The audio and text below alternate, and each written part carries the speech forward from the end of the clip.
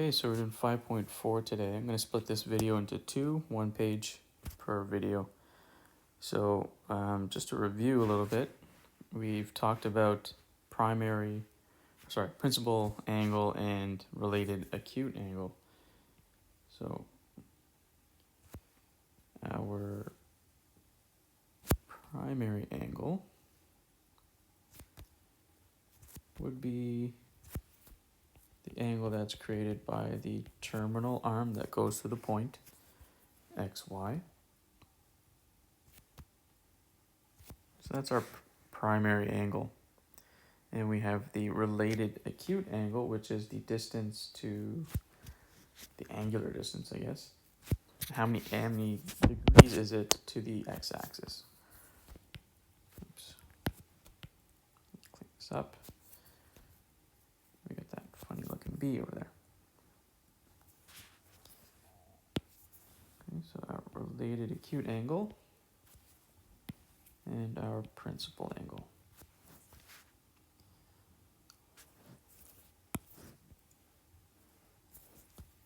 Any point P, and I'll just put in quadrant 1 over here, as the coordinate xy, can be expressed using x, y, and r. So you can, now that you've done that, theta can be shown using those values x, y, and r. So we did this in the last lesson. Sine would be y over r. Cos is x over r, and tan theta is y over x, opposite over adjacent. And one way to remember which ratio is positive in which quadrant is the cast rule. So in quadrant 1, they're all positive. In quadrant 2, only sine is positive and the other two would be negative. In quadrant 3,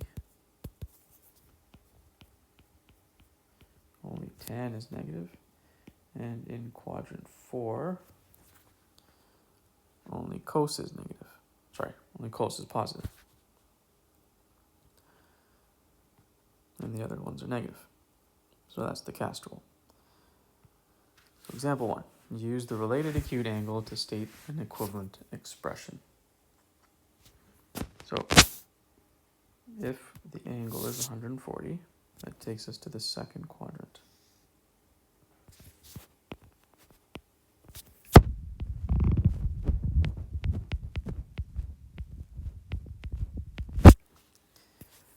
Now, I'm looking for something else that's equivalent to that. So if I look at the distance to the x-axis, since that's 180 degrees, that means the difference is 40.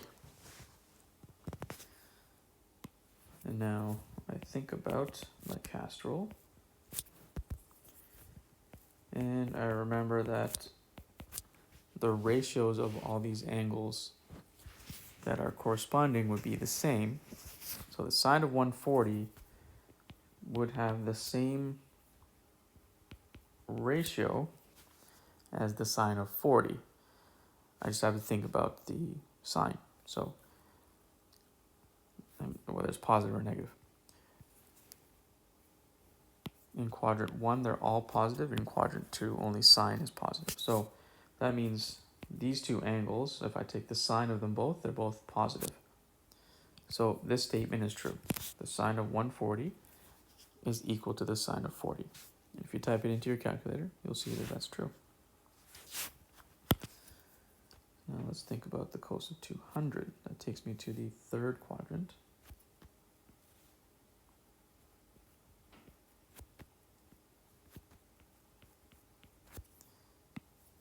And the related acute angle, the distance from the x-axis to the principal or the terminal arm,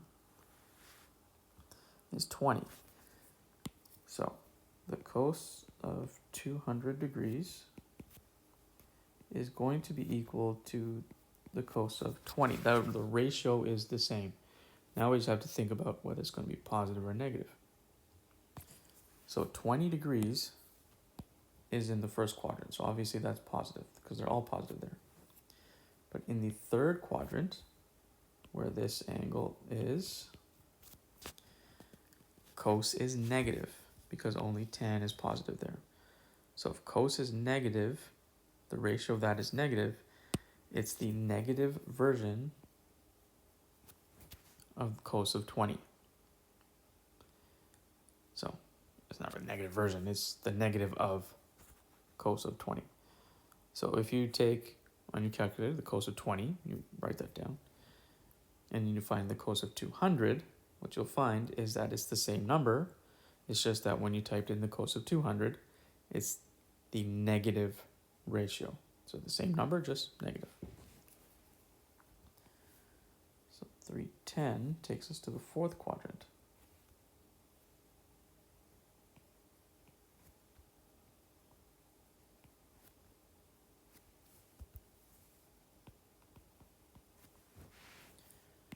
And that is 50 degrees away from 360.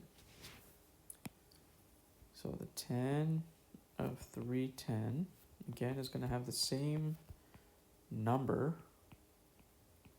as the tan of 50, which I have to figure out whether it's positive or negative. So I look at the quadrant. I see that it's in quadrant 4. 310 is in quadrant 4. Only cos would be positive there, so tan is negative. So the tan of 310 is the negative of the tan of 50. So again, you could type these into your calculator and see what the actual ratios are. But we just want an equivalent expression. So these are equivalent expressions.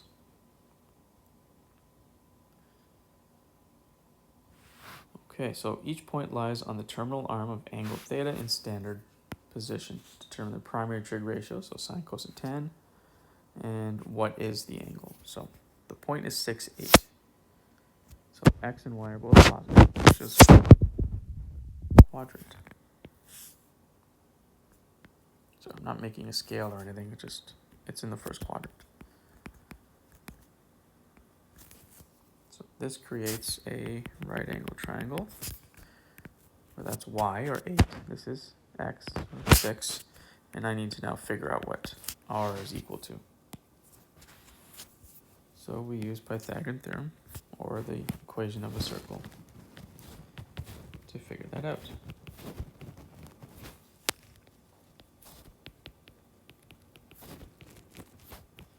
So r squared would be 100, or r is the square root of 100, or 10. And obviously positive because it's a distance. I'm not going to have negative r. R is always positive.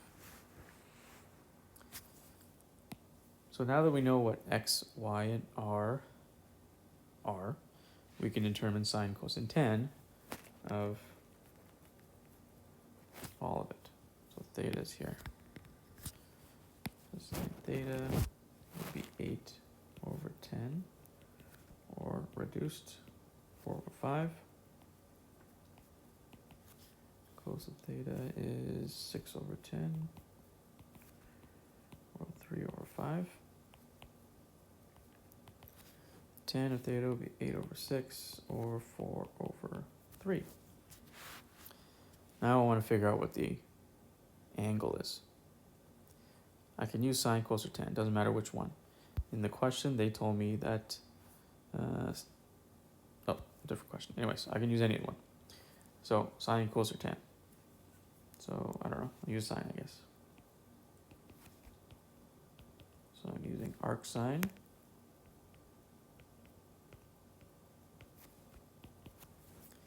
And if I put that into the calculator, I will get 53 degrees. And you can use cos or tan, and you'll get the same number.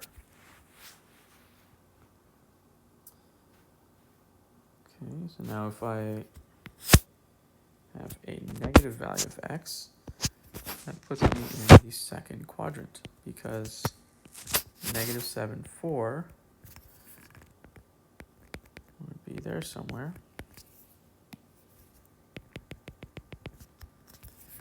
So the y value is 4. The x value is negative 7. I don't know what r is. But you notice I put negative 7, not 7, because it's in the second quadrant. The coordinate is negative 7. So we're going to use Pythagorean theorem again, or the equation of a circle.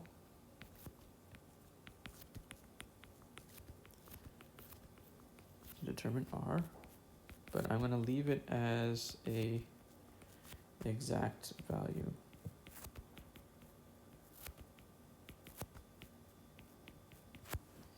So I'm going to leave it as root 55.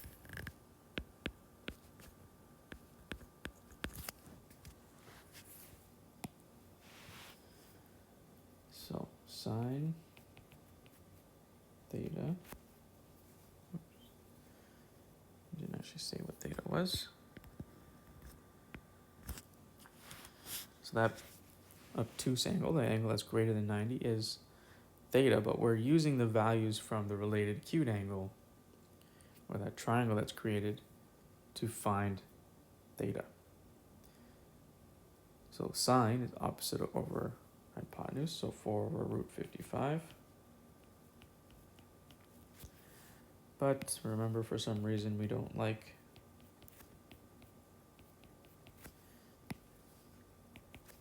radicals in the denominator, so we multiply by that radical.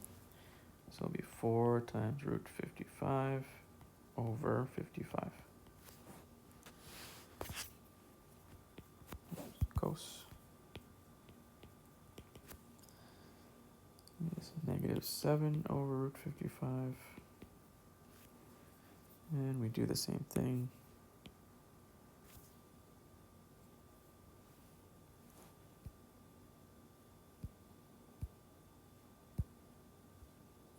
Probably taking longer than just writing it. Just trying to copy and paste, but